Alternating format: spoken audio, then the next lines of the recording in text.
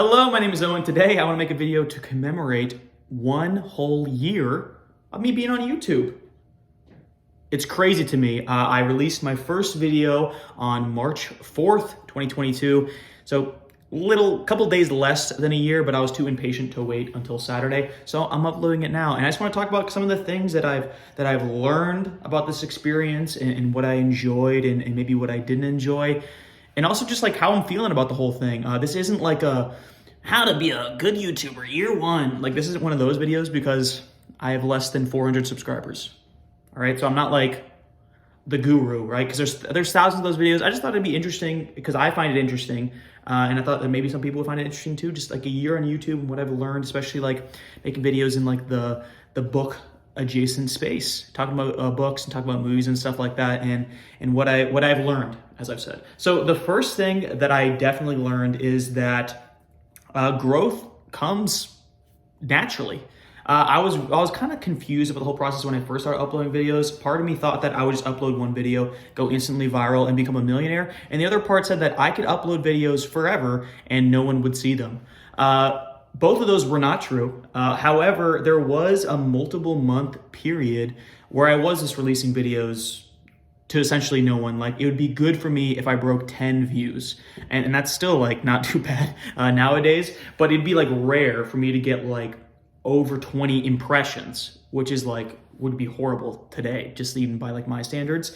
But one thing I learned from being on YouTube is that if you release enough videos, eventually YouTube will grant you impressions, and so people will see your videos. So exponential growth is a real thing, and I have some charts here. I know like YouTube Studio is a thing, but you know, I like making my own better. So this is like my subscriber chart, and you can see just how flat it was. And you don't have to make sense of this because listen, unless you spend time with it, it's not gonna make much sense. But basically, I didn't even break 10 subscribers until almost 6 months after I uploaded my first video. And I really didn't want to just like release it on like my private Instagram and be like, hey guys, check out my new YouTube channel, because I find that very cringy. And I kind of wanted to keep it a secret and like wait until like I have a million subscribers, then tell people that I know in real life that I have a channel.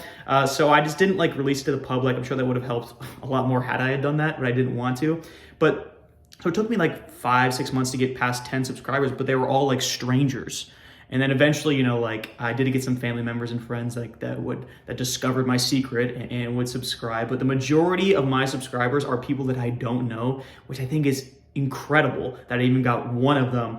But now I'm like nearing 400 at the time of this video, which is crazy. But basically the point of that is there was multiple months where I had no audience and I was just releasing them just because I wanted to, which is the mindset that I had going into it, right? I just wanted to talk about books that I'd read, that I knew nobody in real life that had read. I was just talking to the internet, and eventually people started seeing it, which is incredible. So like I said, at the time of this video, I have 381 subscribers at the time of filming this, and my watch hours are like just over 1,000, which is incredible. For those of you that don't know, monetization is 1,000 subscribers and 4,000 watch hours in a single year.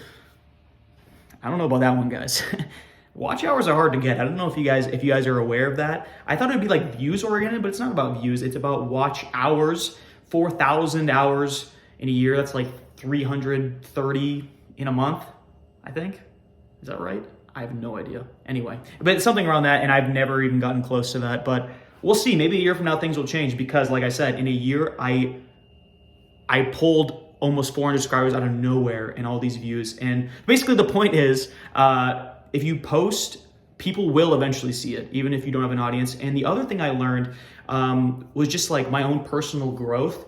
I still don't edit my videos. My first review was just like set up the camera, talk for 5 minutes, send it out. I basically still do that because I can't be bothered to edit. No, I just don't have time, honestly. I'm a college student, and it's crazy that a year from now I'll be out of college and I'll be in the real world. Anyway, that's horrible. I don't want to think about that. However, I still don't edit my videos. However, I noticed that my on-screen, on-camera rather, talking cadence is a lot different than my first video. Like my first, if you guys watch like my first book review, it was a nonfiction Eric Larson book. I was like, today I will be talking about this book. And I gave like a very detailed summary of what the book was about, which I like hardly do now. Like my overview is like, the book's about this. I just want to talk about my opinions. So in that way, I become a lot more self-conceited. because I just think that no one cares what the book is about. They care what I think about the book. It's more often I had to like write scripts back then of like what I wanted to say, because it needs to be perfect, and now I just don't care as much, and it's more naturally, and I think it's more entertaining, or at least it's more entertaining for me to watch my own videos when I actually have a little bit of like personality and energy, rather than just like, the book is about World War II, Winston Churchill. That's basically what I get when I rewatched my first review. But you know, it just comes naturally. I've made almost 100 videos on this channel, like in aggregate, I think including shorts. So it's just more of a natural thing for me to do. And I don't know, I just feel like I'm better at it, or at least it's more entertaining for me to watch myself. But yeah, so exponential growth is a real thing. As you saw, like the chart, like I was just like this for 5 months, and then eventually it's like, starts going up out of nowhere. But really, the main thing I want to talk about also is just like my enjoyment. So how am I enjoying it a year out? I think it's fun. I'm really like a numbers guy. So like this is going to sound like I'm lying, but one of the main reasons why I started a YouTube channel, other than just want to talk about books, is that I wanted to see like the YouTube stats and the exponential growth, like, and all that number stuff. And that is existing for me, even though it's existing obviously on a small scale. It's very satisfying to see like, oh, like how many subscribers did I gain today? Like, and just the fact that YouTube is an incredible thing where people all over the world get recommended videos like from me, just like posting just out of nowhere. It's crazy. So I am still enjoying it. I hope to have many more years of being on YouTube. And if you guys like want any more like stats, like I have like so many bar graphs. So just let me know about that. I could do some reveals, right? This the life of a small YouTuber. Just because I like data, I like data, and I like analyzing data over long periods of time. And this is like, YouTube is a whirlwind for that, because you got views, you got watch hours, you got subscribers. It's all there, and I've been keeping track of it. I also noticed, just in terms of my content, booktubers always say like, oh, reviews never get enough views. However, for me, it's reviews are the only things that get views. And it's just like, if I reviewed tomorrow, it's like my biggest video, it's like 5,000 views. And that was just like a hot book at the time. It still gets a lot of views even today.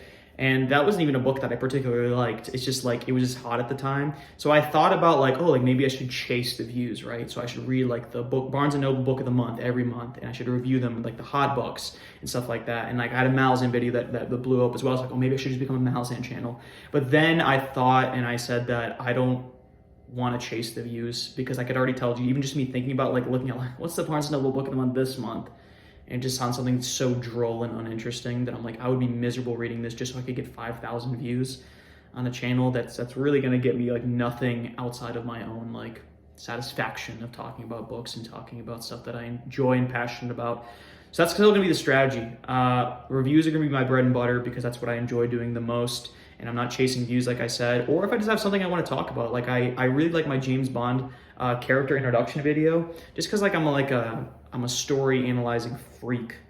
So I just like, sometimes like I just get an idea in my head. I'm like, I need to talk about this with somebody, because I just noticed this while sitting in my basement watching a movie, while like I had a COVID during that video, so I was like delusional. I'm like, this is the greatest video of all time. It got a couple hundred views, which for me is a gold mine. I know this is all over the place. All my videos are. It's like part of my brand by now. Maybe one day I'll be organized and like actually think about what I'm gonna say before I start the camera, but today is not that day. So yeah, a year ago today I had 0 subscribers. Now I have 381 watch hours. Let's just get specific. It's a milestone in time. Watch hours, I'm currently sitting at unofficially 1,083. Officially, according to like the monetization tracker, 1,029. 1,029 watch hours in a year. 1,000 hours of human existence has been at least playing like my video. Whether or not they're watching, highly not. Because sometimes like when I watch my video, as soon as I post it, I can't even listen to myself the whole time. So what does that say about the quality of my content? Ooh. But yeah, so maybe a year from now, I'll be at the exact same number, or maybe I'll be higher. Maybe I'll be so much higher that I'll even forget who you guys are, because I'm gonna blow up and act like I ain't know nobody. That'll not be the case, I can assure you that. I'll probably be very stressed out though, because I'll be in the real world and my life will be different. So this is almost like a time capsule of my life. Because watching my video from a year now, I looked a little bit different, looked a little bit uglier, dare I say. I don't know why I said that. But yeah, it's a time capsule. It's a point in time. So if you guys are more interested about like specific statistics of a small YouTube channel, like under 1,000 subscribers, I got some stats for you. So let me know if you guys are interested in that. And be sure to like and subscribe because I'm a YouTuber. And I guess that's my bread and butter. So if you want this video to be different a year from now, or just me repeating the same information when I look a year older, it depends on whether or not you subscribe or like the video or not. It's up to you, all right? The choice is yours. I'll be doing it either way. I'll see you guys.